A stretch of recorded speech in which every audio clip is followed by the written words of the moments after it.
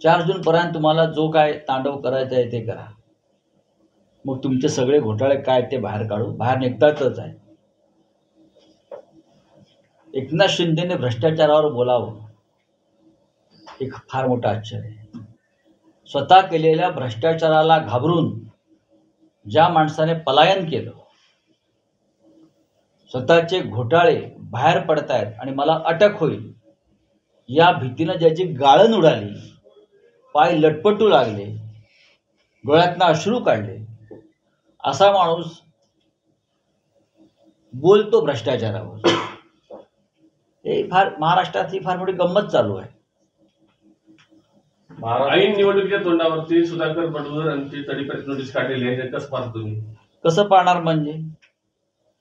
कसं पाहणार म्हणजे काय? ऐन निवडणुकीमध्ये आमचा एक प्रमुख नेता, नाशिक जिल्ह्यातला जिल्हा प्रमुख, जो प्रचारात आघाडीवर आहे, त्याच्या हातात निवडणुकीची सूत्र आहेत.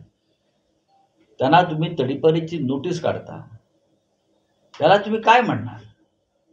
सगळे गुंड तडीपार तुम्ही तुरुंगातून सोडवून आपल्या बरोबर घेतलेले आहात निवडणुकीसाठी.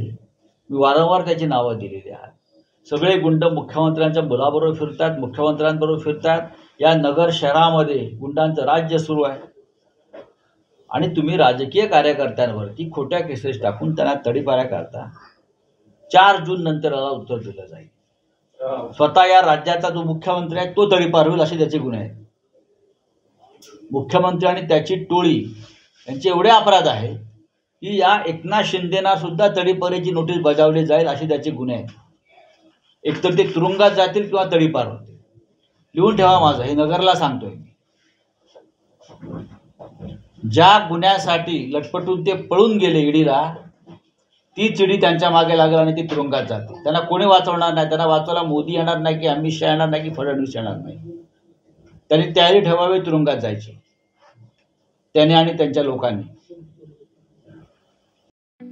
ठळक घडामोडींसाठी देशोन्नती न्यूज चॅनलला सबस्क्राईब करा आणि बेल आयकॉन प्रेस करा.